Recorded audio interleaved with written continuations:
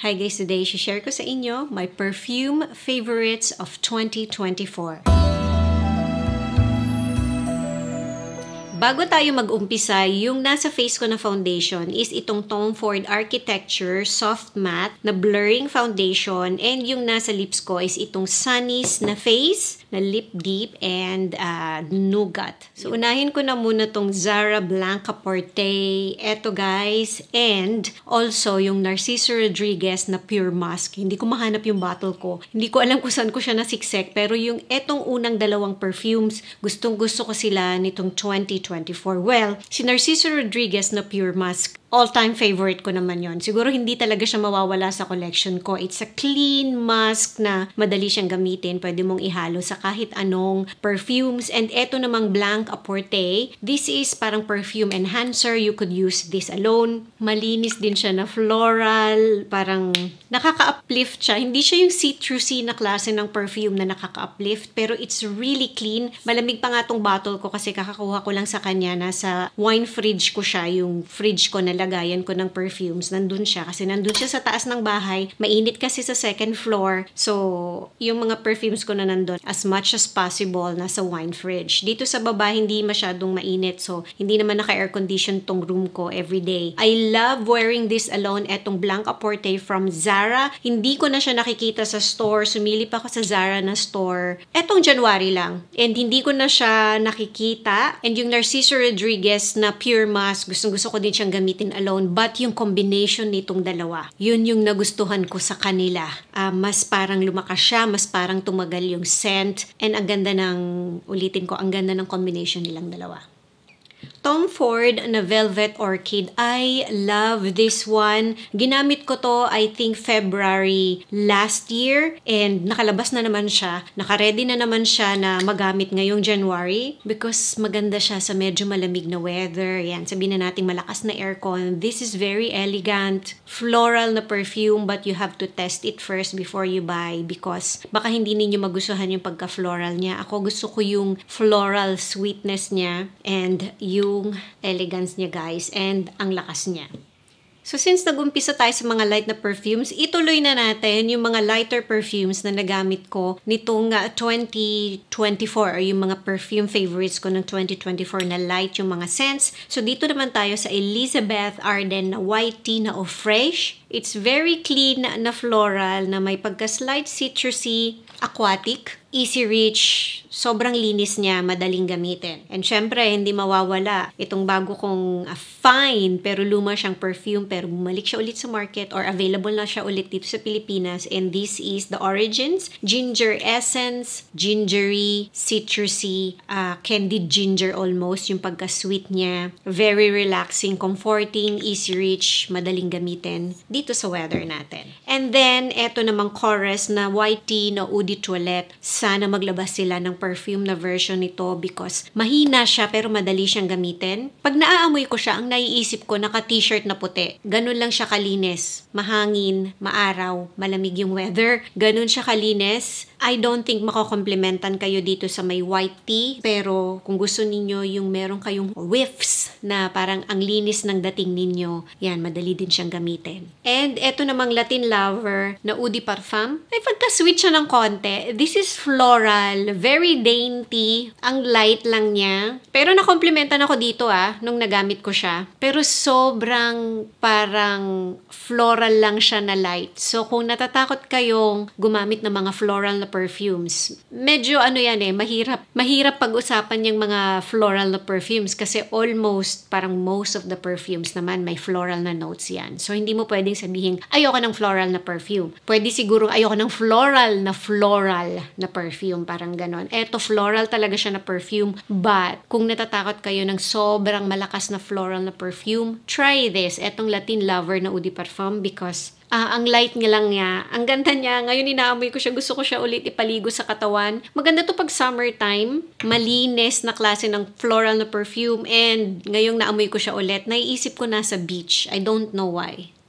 Malin and Guts na Dark Rum. Ganon din to. Hindi siya ganon kalakas. Pero I love this one. Sa ganda ng timpla niya. Siguro kung super lakas din ito, I don't know kung magagamit ko siya. Pero I really love yung amoy nito and gustong-gusto ko siyang pinapaligo. May pagka-masculine siya pero I really love this. Ngayon inaamoy ko ulit tong bottle. Gusto ko na naman siya ipaligo sa katawan ko because masculine siya na fresh na pwede sa babae. Next is, tinatry kong i-balance Ihuhuli ko yung mga matatapang. Siguro, ito yung next. This is the Maison Francis Curtijan. Nabubulol ako guys. Apom na 2024. The more na tumatagal siya sa skin, yun lang masasabi ko, the more na gumaganda siya. Mas nagiging sweet siya. Mas nagiging powdery siya. Sa unang amoy, sabi ko nga nung nireview ko to, amoy parang malinis, mabangong carpet ng hotel or yung room sa hotel mismo na amoy mo yung mga bed sheets, yung unan na ang linis, ang bango-bango. Ganun lang siya kalinis. But, i-try ninyo siya sa skin ninyo, i-spray ninyo siya sa damit ninyo. Antayin ninyo siyang tumagal. Mas tumatamis siya, mas gumaganda. Pero yung sweetness niya, hindi siya yung candy sweet. Parang floral sweet. And very comforting yung amoy niya. Pero hindi siya, I don't know, hindi siya amoy matanda sa akin. Lalo na ngayon na nasasanay na yung ilong ko sa kanya. Hints na The Lamp. Eto, kasama to sa December ko na perfume favorites. And pasok siya sa 2024 perfume favorites ko. Ang ganda niya.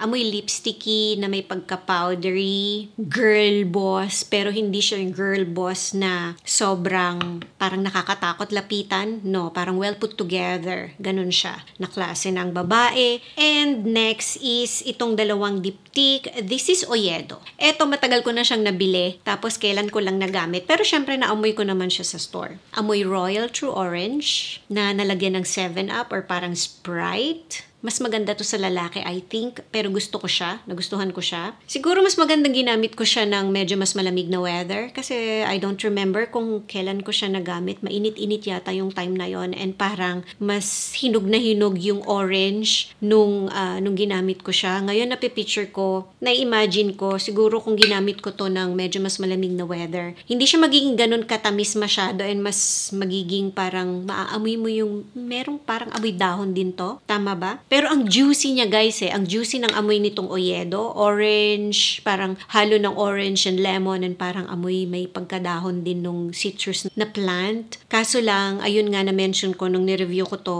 I'm not sure kung na-post ko na, pero hanapin nyo na lang guys. Marami pa kasi akong videos na nagawan ko na ng video, hindi ko pa na-edit. Nung ginamit ko siya, na-spray ko siya sa skin ko, medyo parang mainit na mahapdi ng konti. May mga ganun akong citrus na perfumes, pero bihira na siyang mangyari ulit sa akin. Ngayon lang ulit nangyari. It doesn't mean na fake yung perfume. Binili ko to sa Rustans, guys. May ganun lang talagang reaction minsan sa skin, lalo na pagka may pagka-citrus yung perfume. So, eto yung next na diptyque na nagustuhan ko nitong 2024. And this is the Oud Palau. Ang yummy nung pagka-woody niya. I think mas maraming magkakagusto dito na lalaki. Inaamoy ko na lang kasi dito may pagka-smoky din siya. I'm not sure kung meron siyang parang rum or kind of parang alcoholic drink. Ganun yung naaamoy ko sa kanya. Pero malakas yung woody and may pagka parang smoky ng konti. Maganda to sa medyo mas malamig na weather pero nagustuhan ko siya nung 2024. Hindi ko pang makalimutan kasi nasa ganito lang siyang nalagyan. Ito yung pinaghalo kong Tom Ford na Something Fabulous and Ombre Leather na Eau de Parfum.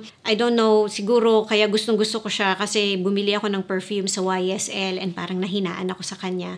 And then nung ginamit ko to, ang lakas, na gustuhan ng husband ko yung amoy, leathery, strong, may pagka-syrupy ba? Parang ganon sabihin na natin kasi dalawang malakas na perfumes to pero ang ganda niya guys, ang elegant niya. And now pag naaamoy ko siya, it reminds me of December bear season. May kick kasi siya na parang malamig, para kang nasa malamig na weather. Pagpasensyahan nyo na guys, nainitan ako, binuksan ko yung aircon tsaka yung fan, baka naiingayan kayo guys. So next na bottle is itong Lantur D na Eau de Toilette. Amoy grapes. Fruity to. Itong line na to, matamis siya, except yung pula and yung black na bottle. Pero etong Eau de Toilette, madali siyang gamitan dito sa weather natin sa Pilipinas.